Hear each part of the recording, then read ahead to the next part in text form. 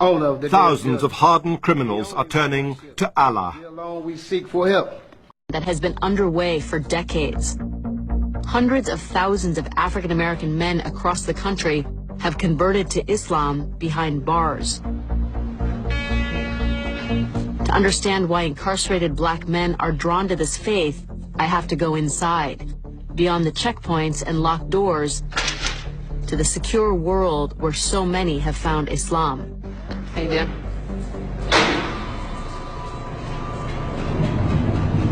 Allahu Akbar, Allahu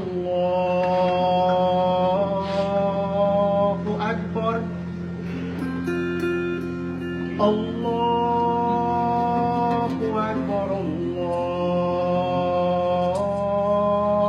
Akbar. It's time for afternoon prayers, and the Muslim inmates in this California state prison are doing what was once forbidden, having an Islamic worship service. In the toughest jails in America, black prisoners are listening to a new voice of authority. Praise be to Allah, Lord of the worlds, the beneficent, the merciful, owner of the Thousands of hardened criminals are turning to Allah. alone we seek for help. Show us the straight path. All over the country, black Americans are converting to Islam, now the fastest growing religion in the United States.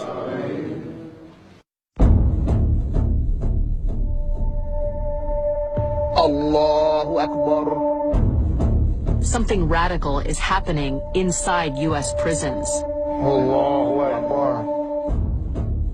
How many of you all converted to Islam inside prison?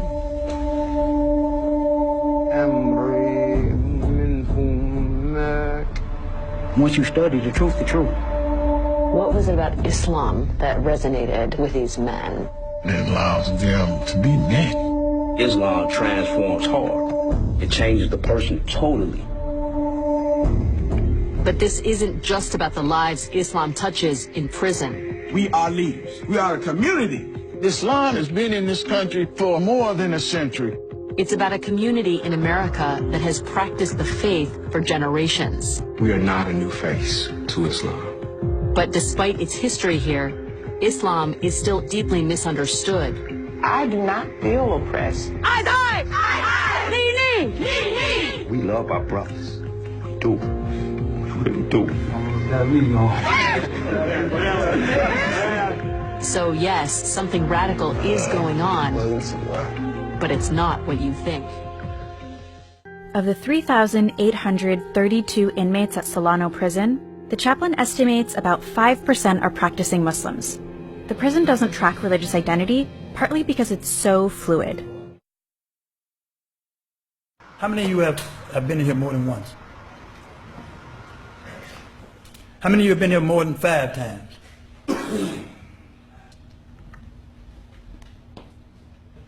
5 million people in the United States are under the supervision of the criminal justice system. If it continues to increase, this number will soon rival the 6 million enrolled in the nation's higher education system. Frightening. Across the country, Some of these men will return to the gangs after their release, but they all take Islam with them. It seems to offer hope of rebuilding the social and family ruins in the ghettos. I look in your faces, man, and it saddens me. Because every time I look at you, I see a fatherless child. How many of you have children? If you in here, who's guiding your babies? You have become Satan, the Satan's instrument to take your children and fill up the prison. One of the things that started me seeking something different was I was looking at the people that were around me who were older than I was, who had been in prison longer than me, and who had been on that same negative, self-destructive path, and me not being satisfied with what I was seeing in them. And at that time I started going to religious services. It didn't matter if it was Muslim, Christian, Jewish. I went seeking a better way, and I believed in God, so I knew that the only way I was going to change was through God.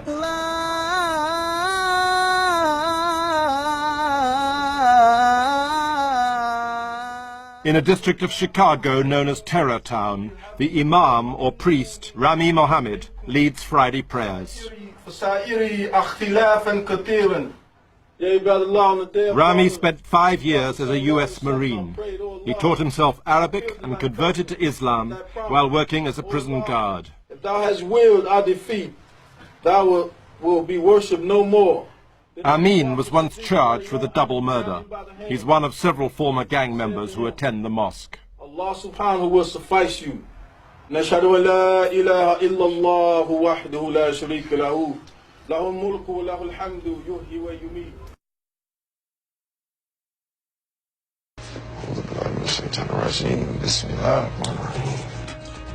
I knew that I needed to search for God because I was doing wrong. I just wanted some help. I knew I couldn't do it on my own. Oh, how many of you all converted to Islam inside prison? So almost all of you. Why do you think prison is such a prime place for this to happen? I believe that we find Islam in here because you have nothing but time and books. And once you study the truth. We don't call it a religion, it's a way of life. It's full of discipline, and it's something we all need. You know, we have the example of the prophet, and I wanted to be a different man, just being a better father, being a better husband. I'm hearing stories of transformation, but these men are felons, and now they're embracing a faith that some people have come to fear. There is a perception that men convert to Islam and then become radicalized in prison. How do you respond to that? There's nothing in the Quran that teaches us to be destructive or cause harm. It's a peaceful way of life. We don't hate all non-believers. We don't hate all non-Muslims.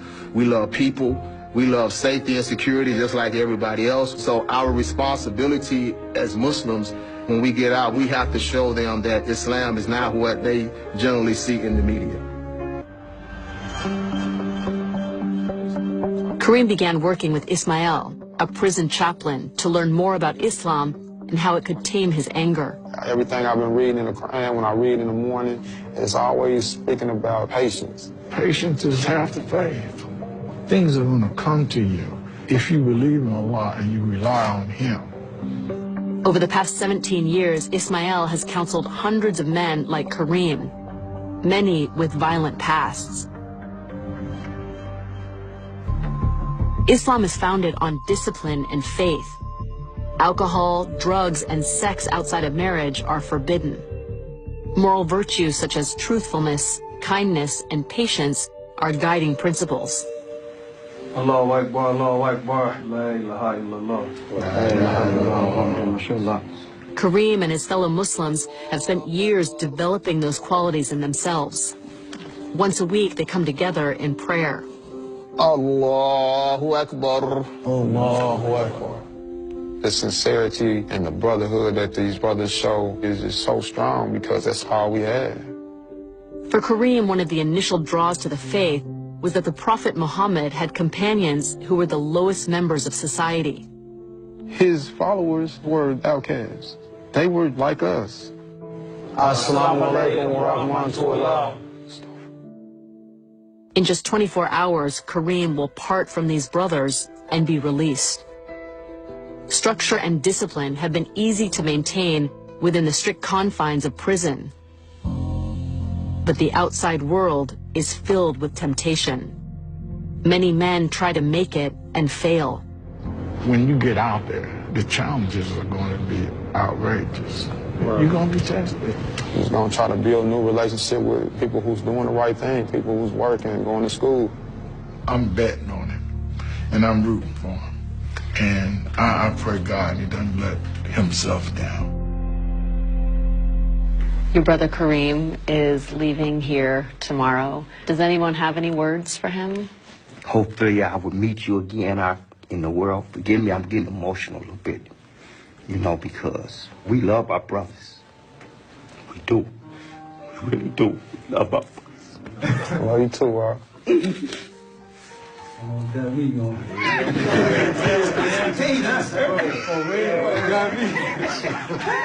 Okay, Muslims are allowed to cry. Come on. But in prison, you're supposed to have this manly facade that you're never supposed to cry. But we do, man. We do cry. We do. Things still get emotional. Kareem is clearly going to be missed. You know we love you. Tomorrow, he leaves behind this brotherhood and takes his fortified faith and knowledge out into the world.